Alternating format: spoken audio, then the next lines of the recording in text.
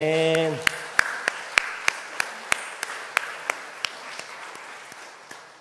하나님의 크신 은혜와 사랑이 우리 찬양대회 그리고 현악반 위에 언제나 함께하기를 원합니다. 우리 다시 한번 현악반과 찬양대회에 격려의 박수 주십시오. 감사합니다. 유튜브에서 부득이 오늘 또 예배하는 분들 계십니다. 그분들 격려의 박수 주시기 바랍니다. 하나님께 영광의 박수 올려드리죠. 할렐루야, 할렐루야. 함께 인사하시겠습니다. 세상은 가을, 새벽종이 울리면 새마을, 성도님은 내 안에 큰 노을 하시겠습니다. 시작.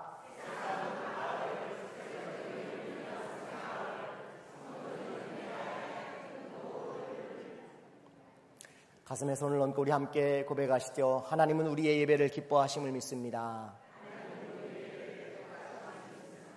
하나님은 우리의 예배 가운데 임재하심을 믿습니다. 하나님은 예배를 통해 가장 확실하게 말씀하심을 믿습니다. 아멘. 13세기 이탈리아의 대표적인 문학 작품 가운데 단테의 신곡을 빼놓을 수 없습니다. 죽음 이후의 세계를 주제로 한 대서사시입니다. 종교적 색채가 짙은 위대한 작품으로 평가를 받지요. 당시 인간의 내세관 그리고 윤리적인 가치가 어느 정도였는지를 판가름할 수 있는 좋은 그런 기준을 제시합니다. 단테의 신곡에는 지옥의 9단계 그리고 천국의 9단계를 그려냅니다. 굉장히 흥미로운 것은 각 단계마다 수준에 맞는 천국과 지옥이 있다라는 것입니다. 이 중에 지옥편이 먼저 나오는데요. 지옥의 첫 번째 단계는 세례받지 않은, 회개하지 않은 사람들이 머무는 곳이 지옥의 가장 첫 번째 단계입니다. 그리고 지옥의 가장 밑바닥 9단계 9번째 단계에는 배신자들이 얼음 속에 갇혀 있습니다. 신뢰와 사랑을 저버리고 남을 속이며 배신했던 행위, 지옥 중에서도 가장 밑바닥 깊숙한 곳에 루시퍼와 함께 있는 자리, 바로 그곳이라는 겁니다. 배신자들은 차가운 얼음 속에 처박혀 고통에 신음하는 것을 우리에게 그려주고 있는 책의 내용입니다. 이 형벌을 받는 대표적인 배신자 두 사람이 등장하는데, 한 사람은 이 사단을 죽였던 블루투스와 그리고 주님을 배반했던 가롯 유다입니다. 단테의 신곡에는 인류가 가롯 유다를 어떻게 평가하는지를 시사한다고 말할 수 있을 것 같습니다. 성경은 가롯 유다를 어떻게 평가할까요? 요한복음 12장 4절부터 6절을 같이 한번 읽어보겠습니다. 시작.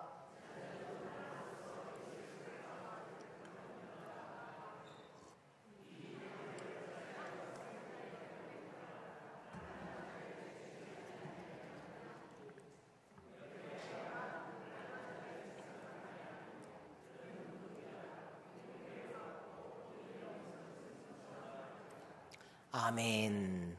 사도 요한은 가롯 유다를 뭐라고 표현합니까? 도둑이다 라고 표현하고 있습니다. 여러분, 요한복음을 기록할 시대는 이미 제자들이 함께 같이 기거하다가 이미 요한이 요한복음을 기록할 당시는 꽤 긴 시간이 흘러갔습니다.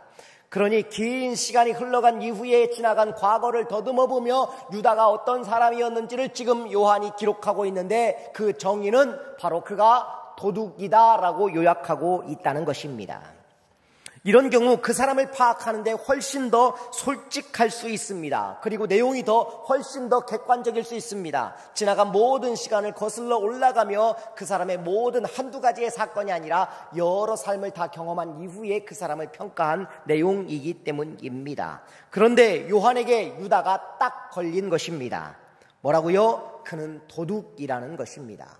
돈을 훔쳤던 것이 걸렸던 것입니다. 요한이 없는 이야기를 하는 것이 아닙니다. 돌이켜보니 그가 도둑이었더라라는 것입니다. 유다는 어떤 사람입니까? 논리적이며 이성적이며 심지어 이상적인 사람입니다.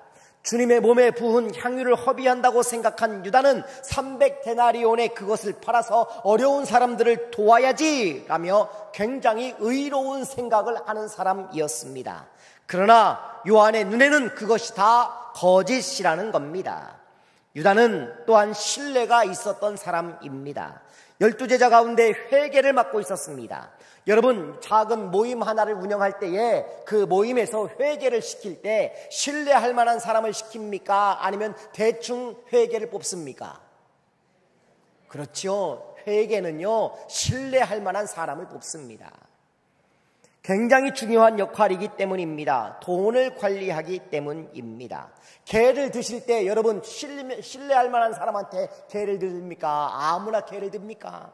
아무나에게 개 들지 않습니다. 신뢰할 만한 사람에게 드는 것입니다. 유다는요, 돈을 맡을 만큼 신뢰할 만한 사람이었다는 것입니다. 그런데 그것이 모든 게 요한의 눈에는 거짓으로 보였습니다. 딱 걸린 겁니다. 뭐가요? 도둑질한 것이 걸린 것입니다. 그가 도둑이라고 표현하고 있는 것이지요. 요한은 또 무척 재미있는 표현 하나를 담고 있는데요. 요한복음 14장 22절을 우리 같이 한번 읽어보겠습니다. 시작.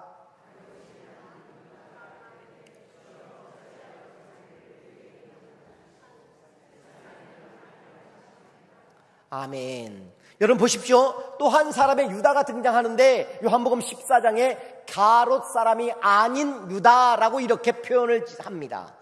다시 말하면 유다를 분명히 지금 구분하고 있다는 겁니다. 구분되어져야 할 유다라고 지금 설명하고 있는 것이지요.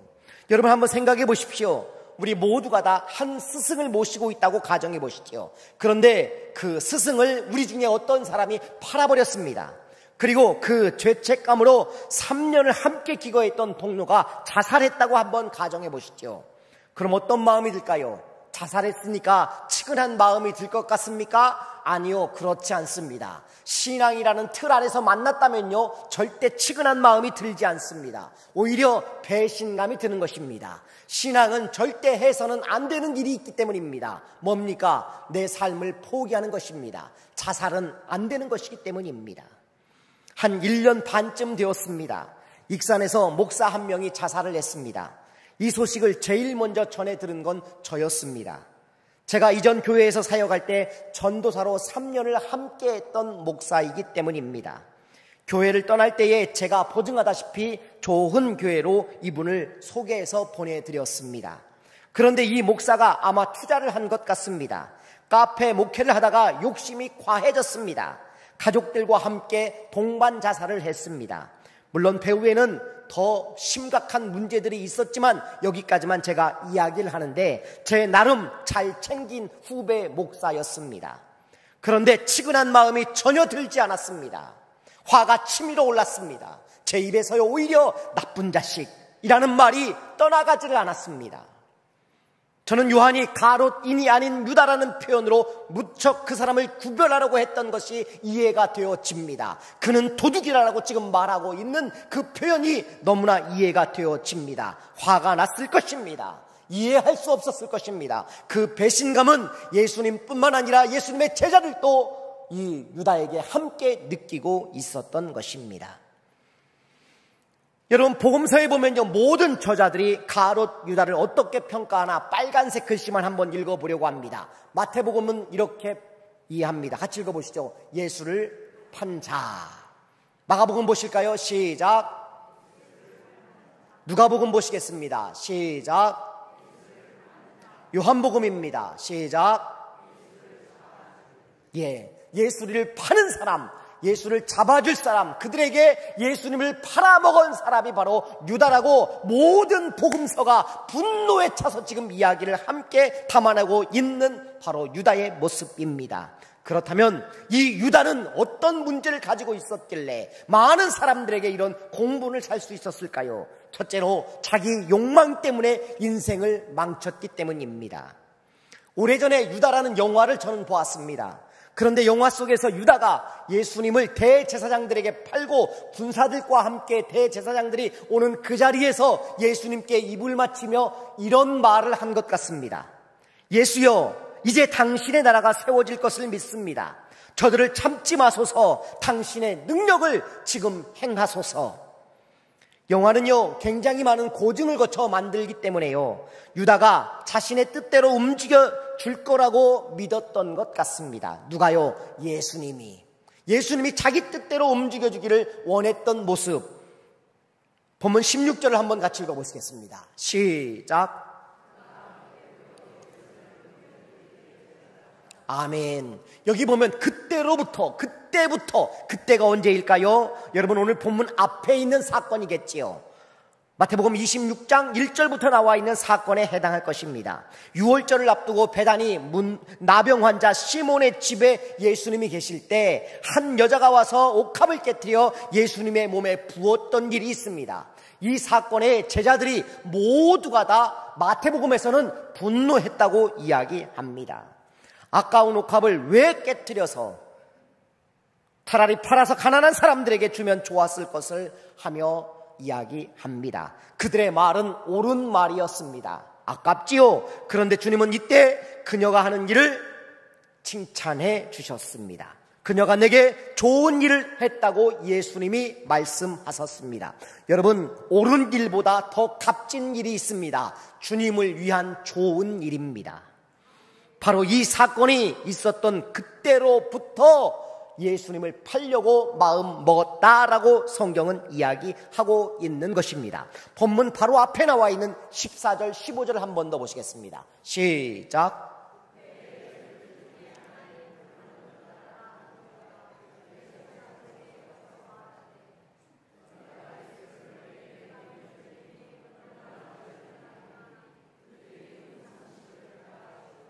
아멘. 여러분 한번 따라서 해보시죠. 지가 뭔데?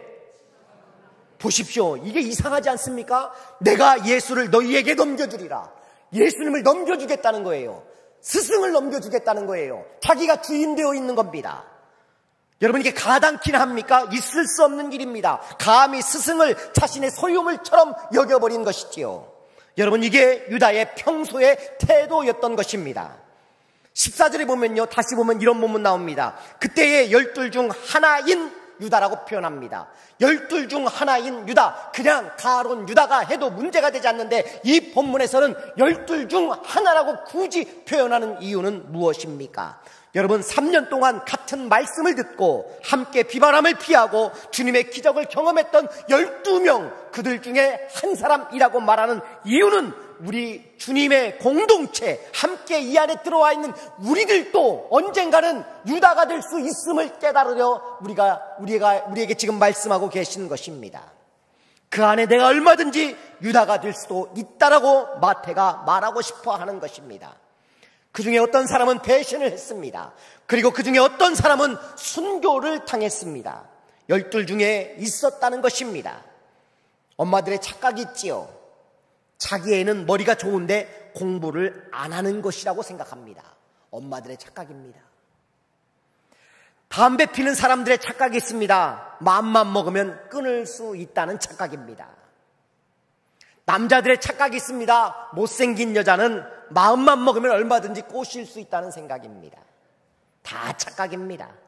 유다의 착각이 있습니다. 여러분, 제자만 되면 예수님을 내 마음대로 할 수 있다는 착각이 유다에게 있었던 것입니다. 여러분, 우리가 예수를 믿어도 욕망을 버리지 못하면 모든 게 다 가식일 수 있습니다. 자동차를 보십시오. 수많은 부품들의 결합입니다. 수천 개, 아니 수만 개가 될지도 모릅니다. 그런데 가장 중요한 부품이 뭔지 아십니까? 브레이크입니다. 브레이크가 있기에 자동차가 마음껏 달릴 수 있습니다. 속도는 성능입니다. 그러나 브레이크는 생명입니다. 제가 만든 말이지만 너무 훌륭한 것 같아요. 속도는 성능이지만 브레이크는 생명입니다. 유다가 자기 욕망을 멈추었더라면, 브레이크처럼 멈추었더라면 얼마나 좋았겠습니까? 그러나 이 자기 욕망이 멈추기 어려운 것입니다. 구름기둥과 불기둥이 왜 있습니까? 여러분, 멈추라는 것입니다. 광야의 하나님의 브레이크입니다. 하나님의 브레이크는 우리가 하나님을 사랑받고 있다는 증거가 되는 것입니다. 백무산 시인의 시 가운데 정지의 힘입니다. 기차를 세우는 힘, 그 힘으로 기차가 달린다. 시간을 멈추는 힘, 그 힘으로 우리는 미래를 간다. 꽃은 멈춤의 힘으로 피어난다. 여러분, 우리의 욕망을 멈출 줄 알아야 하는 것입니다. 유다의 문제는 자기 욕망이 바로 문제였던 것입니다. 이번 주간에요, 우리 교단 총회가 있습니다. 그런데 우리 교단은 지금 심각한 문제가 산적해 있습니다. 자기 욕망을 버리지 못한 목사들 때문입니다. 총회장 선거도 문제입니다. 돈 쓰지 않으면 안 된다는 말을 공공연히 총대들의 입에 내뱉고 다닙니다. 너무 화가 나서 페이스북에 이런 글을 제가 남겼습니다. 선수들은 다 알고 있다. 돈 없이 선거가 어렵다는 것을. 그저 묵인하고 있을 뿐 돈 앞에 장사는 없다. 교회도 예외는 아니다. 10억 솔직히 부럽다. 목회를 열심히 하는 것도 부질없어 보인다. 사고치고 협상하는 것이 큰돈 만지는 지름길이다. 은 30에 예수도 팔았는데 뭔들 못 팔까. 그런데 또 돈으로 사람을 뽑을 것인가. 침몰하는데 지금 네 편 내 편이 중요한가. 다 같이 죽자는 꼴이다. 돈, 술, 여자, 탐욕, 여기에 길들여진 사람은 아니었으면. 털어보면 먼지 안 나는 사람이 어디 있으랴. 그러나 탐욕에 찌든 사람은 분별할 수 있어야 진짜 선수다. 섬에서, 산중 깊은 고을에서, 도심 한복판에서 한 영혼 때문에 몸부림하며 목사 취급조차 받지 못하는 작은 예수들을 외면하지 마라. 분별할 수 있어야 진짜 선수다. 은 30에 예수를 팔지 마라. 총대로 저는 뽑혀본 적이 있습니다. 한 4번쯤 다녀왔습니다. 첫 번째 총대로 뽑혔을 때 40대 후반이었습니다. 저도 부총회장 후보들에게 돈을 받았습니다. 양심선언하는 겁니다. 묘하지요? 성경대로 돈을 딱 30만 원 주더라고요. 찍어달라는 겁니다. 노예의 목사총대, 장로총대 중에 제가 나이가 언제나 제일 어렸습니다. 선배들 눈밖에 나는 것이 솔직히 말하면 두려웠습니다. 그래서 그 돈을 받았습니다. 그런데 상대편도 역시 성경대로 30을 주더라고요. 무서워 거절하지 못했습니다. 그리고 그 돈으로 선임장로님께 말씀드리고 참새방앗간 생수를 두 후보의 이름으로 60만 원어치 구매했습니다. 총대가 1,500명입니다. 그러니 얼마나 많은 돈을 퍼부어야 총회장이 되는 겁니까? 다 알지만 묵인하는 시대입니다. 여기 장로님들 가운데 총대 가보셨다면 아마 아실지도 모르겠습니다. 그거 은 30에 예수 팔아먹는 것과 똑같은 것입니다. 다르지 않습니다. 그러니 은 30에 예수도 팔아먹는 사람들이 뭔들 못하겠습니까? 남의 이야기라고요? 아니요. 지금 우리의 이야기입니다. 다른 사람 이야기라고요? 아니, 지금 여기 앉아있는 우리들의 이야기입니다. 아직도 버리지 못한 우리의 욕망 때문이지요. 그 욕망을 버리지 않는다면 여전히 예수는 믿어도 우리 안에 예수가 앉아있는 것입니다. 예수가 아니라 유다가 앉아있는 것입니다. 그 욕망을 내려놓아야 진짜 하나님을 만나고 사는 것입니다. 두 번째, 유다는요, 기회를 주신 하나님을 놓쳤습니다. 어쩌면 유다에게 있어서 이 배신의 순간까지 하나님께서는 유다를 참 많이 사랑하셨고 기회를 주셨던 것 같습니다. 21절, 22절 보실까요? 시작.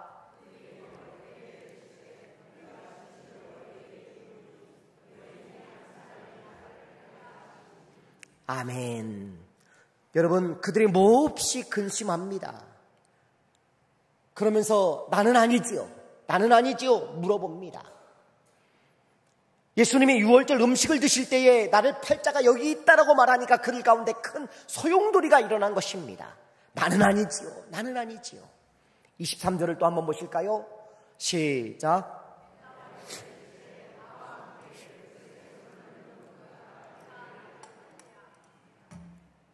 여러분, 유다에게 지금 주님은 기회를 주고 계신 것입니다.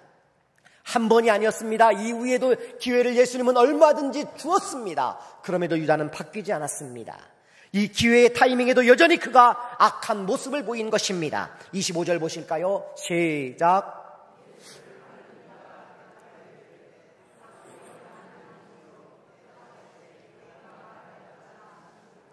랍비여, 나는 아니지요. 선생님, 나는 아니지요. 이 유다의 뻔뻔함을 보십시오. 나는 아니지요. 여러분, 이게 지금 우리가 내뱉는 우리의 신앙의 현 주소일 수도 있음을 늘 기억하셔야 됩니다. 정답도 주셨어요. 그런데 유다는 이 기회를 놓쳐버린 것입니다. 마귀는요, 조금만 더 하나님이 주시는 결정적인 때를 잡지 못하게 합니다. 회개의 기회를 놓치게 합니다. 독을 먹으면 빨리 달려가야 합니다. 치료해야 되거든요. 잘못을 알았다면 빨리 가서 사과하는 게 제일 좋습니다. 묵혀두면 커져버리는 것이에요. 커피를 먹다가 와이셔츠에 커피가 흘렸을 때 어떻게 합니까? 집에 가서 빨려고 하면 안 됩니다. 얼른 그 자리에서 물수건으로 닦아내야 닦이는 겁니다. 집에 가면 이미 때를 놓칩니다. 라면도요, 최고 맛있는 타이밍이 있습니다. 이 타이밍을 놓치면, 이 기회를 놓치면 변명밖에 남지 않는 것이지요. 그 결정적인 때를 볼 줄 아는 영성이 바로 좋은 믿음인 것입니다. 고린도서 6장 2절에 이렇게 나옵니다. 보라, 지금은 은혜 받을 만한 때요, 보라, 지금은 구원의 날이로다. 할렐루야, 지금은 은혜 받을 만한 때입니다. 주일 예배 드리다가 예배당에 갈까 골프장에 갈까 고민될 때 어쩔 수 없이 골프장에 갔다면 티샷을 할 때 이런 찬송이 생각나기를 기대합니다. 내 모습 이대로 주 받으옵소서. 티샷하는 그 모습 그대로 주님 받으시기를. 주일 예배 드리다가 낚시 갈까 교회 갈 주일날 예배 드릴까 낚시 갈까 고민하다가 낚시터에 앉아있거든. 이 찬송이 입에서 맴돌아야 합니다. 내 모습 이대로 주 받으옵소서. 주일에 교회 갈까 캠핑 갈까 고민하다가 캠핑을 갔거든. 우리의 입속에 이 찬송이 맴돌아야 합니다. 내 모습 이대로 주 받으옵소서. 여러분, 주님 만날 기회를 놓치지 마십시오. 유다를 보십시오. 주님 앞에 나와야 할 그때에 그가 주님을 외면해버린 것입니다. 마지막 세 번째, 주님을 유다는 제대로 영접하지 못했습니다. 25절은요 유다의 영적인 현주소입니다. 같이 읽어보실까요? 시작.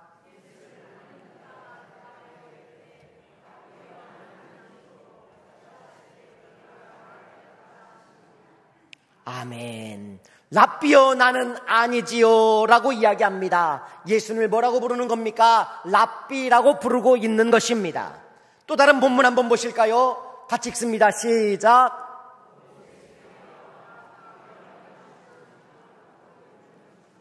여러분, 이게 유다와 예수님의 마지막 대화입니다.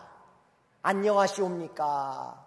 안녕하시옵니까? 이렇게 이야기합니다. 그런데 여기에서도 뭐라고 부릅니까? 예수님을 랍비여라고 부르고 있는 것입니다. 다른 제자들은 랍비라고 부르지 않았어요. 퀴리오스라고 불렀어요. 퀴리오스는 주인입니다. 주님입니다. 그런데 유다는 랍비여라고 여전히 부르고 있는 이 안타까운 모습을 보십시오.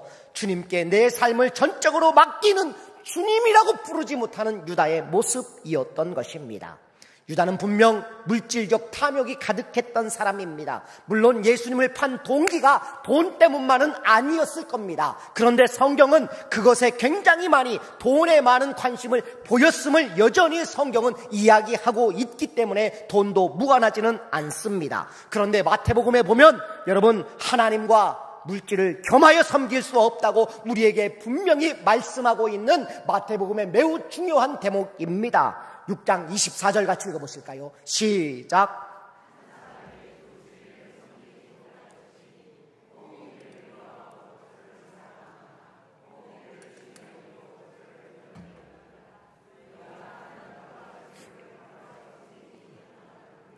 아멘. 여러분, 여기 한 사람이 누구 이야기 같습니까?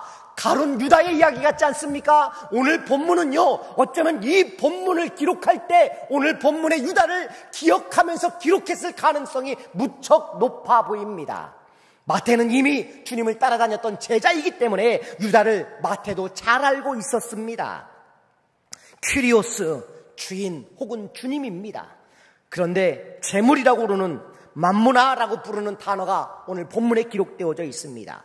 여러분, 예수님이 퀴리오스입니까? 아니면 재물이 여러분에게 퀴리오스입니까? 둘 중에 하나를 선택하셔야 합니다. 주님이셔야 하겠지요. 너희는 먼저 그의 나라와 그의 의를 구하라고 성경은 강력하게 우리에게 말하고 있지 않습니까? 두 주인을 우리가 섬길 수 없다는 이야기인 것입니다. 마태복음 전체를 놓고 비교 평가해 본다면 두 주인을 섬긴 대표적인 인물이 바로 가룟 유다라고 말하는 것입니다. 돈은요, 여러분, 무섭습니다. 어제 우리 교회 권사님 한 분이 10억 원을 교회에 헌금했습니다. 10억 원을. 놀랍지 않습니까? 저에게 그런데 로또 복권으로 헌금하셨어요.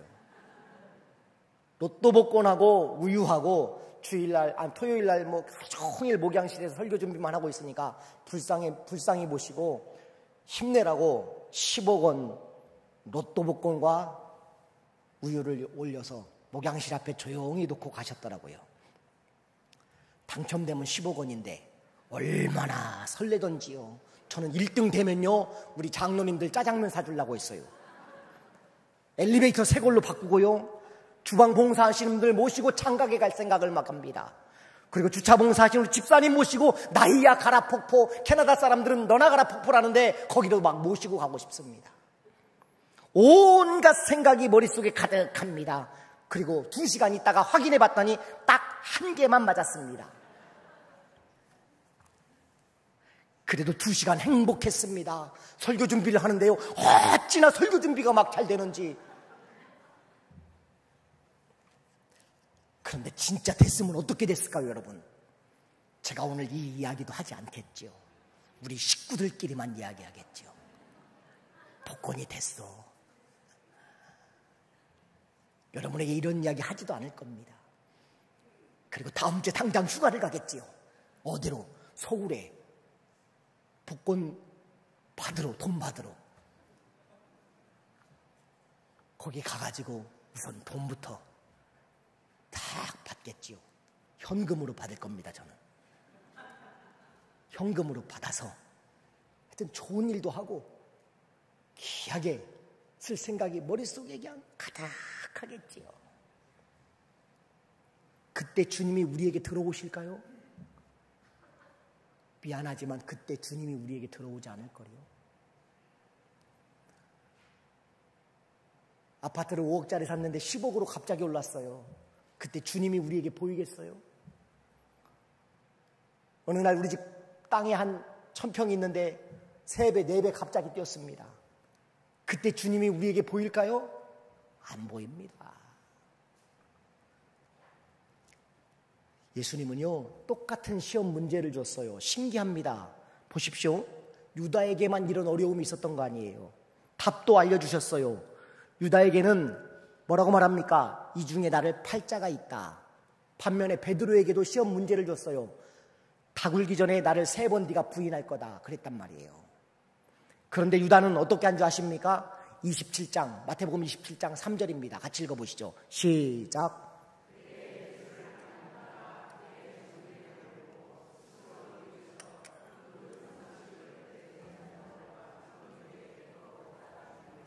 아멘. 여러분, 스스로 뉘우쳤어요. 누가? 유다가 그 죄를 뉘우쳤어요. 그런데 뉘우친 게 회개는 아니에요. 깨달았단 말이에요. 하나님께 회개를 해야 되는데 뉘우쳤어요. 도덕적으로 몇 점입니까? 100점 맞았어요. 그러나 죄를 깨달은 것이 해결은 아닙니다. 회개하지 못했기 때문입니다. 그런데 베드로를 보십시오. 뭐라고 합니까? 여러분 26장 74절 같이 읽어보시죠. 시작.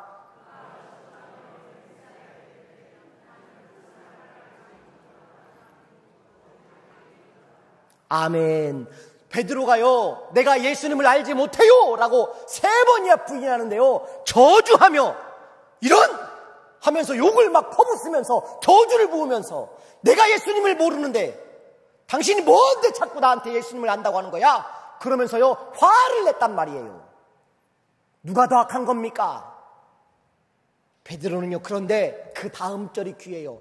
75절에 보면 뭐라고 나오는 줄 아십니까? 75절에 그가 나가서 통곡했다는 이야기가 나오는 거예요. 도덕적으로는 베드로도 빵점이에요. 그런데 영적으로 그가 100점 맞았던 이유는 하나님께 돌이켜 돌아갔기 때문이라는 겁니다. 흩어져 버린 11 제자들도 사실요 입이 10개라도 할 말이 없습니다. 다 배신한 거예요. 한 사람도 남아있지 않았어요. 그런데 왜 유다만 배신의 아이콘이라고 부릅니까?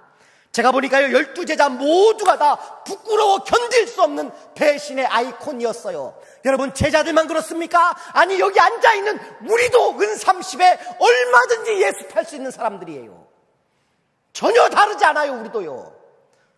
사람들은 베드로를 닮으라고 합니다. 목사들이요 설교할 때요 베드로 닮으라고 해요. 집과 모든 것 패를 버려두고 그물을 버려두고 예수님을 따라가는 베드로를 배우라고 말합니다. 그런데요 그건 베드로니까 가능한 일이고요, 배워서는 안 되는 게 있단 말이에요. 가론 유다는 안 되는 것입니다. 그런데 우리가 그런 사람이 될 수 있음을 잊어서는 안 되는 것입니다. 은30에 예습할 수 있는 사람, 바로 나라는 사실을 잊으면 안 되는 것입니다. 어떤 차이가 있는 것입니까? 베드로에게는 새로운 기회가 있었습니다. 유다는 자살함으로 그 기회를 얻지 못하게 된 것입니다. 주님 말씀하시죠. 요한복음 11장 28절 같이 한번 읽어봅니다. 수고하고 무거운 짐진 자들아 다 내게로 오라. 내가 너희를 쉬게 하리라. 아멘. 여러분, 오늘 읽었던 본문의 대부분이 다 마태복음입니다. 마태복음에 한 가지 맥락이 있는 거예요. 2주인 안 된다고 이야기하는 겁니다. 그 대표적인 사람이 유다라고 말하는 것입니다. 그리고 그렇게 실수했을지라도, 그렇게 범죄했을지라도, 그렇게 예수님을 팔았을지라도, 배신했을지라도 그 무거운 짐 내가 다 안다. 돌이키면 하나님이 이해하시고 받아주신다는 겁니다. 유다는 은30에 예수를 팔았습니다. 그는 탐심으로 인해 자유의지에 심각한 충돌이 그를 괴롭게 하였습니다. 난폭한 행동으로 그는 주님을 팔았고 회개하지도 못했습니다. 수백 번의 고민과 번민 속에서 선택의 딜레마 가운데 하나님의 아들과 매 순간 가까이 마주했지만 그를 알아보지 못했던 것입니다. 여러분의 신앙의 중심은 지금 어디에 있습니까? 수천 번, 수만 번 각자의 은밀하고 신비한 그 선택의 시간 한가운데에 여러분은 지금 무엇을 선택하고 있습니까? 주인입니까? 돈입니까? 주님입니까? 욕망입니까? 주님을 얻으셔야 합니다. 기도하겠습니다. 하나님, 우리가 유다가 아니라고 절대로 말할 수 없는 이유는 우리도 얼마든지 주님을 배신할 수 있는 그런 삶을 여전히 지금도 살아가고 있기 때문입니다. 그러나 그럼에도 주님은 우리를 받아주십니다. 수고하고 무거운 짐진 자들아 내게로 오라 말씀하신 그 주님의 말씀 가슴에 새기며 주님을 내 주인으로 여길 줄 아는 그런 믿음의 삶을 살 수 있도록 도와주옵소서. 예수님 거룩하신 이름으로 기도합니다. 아멘.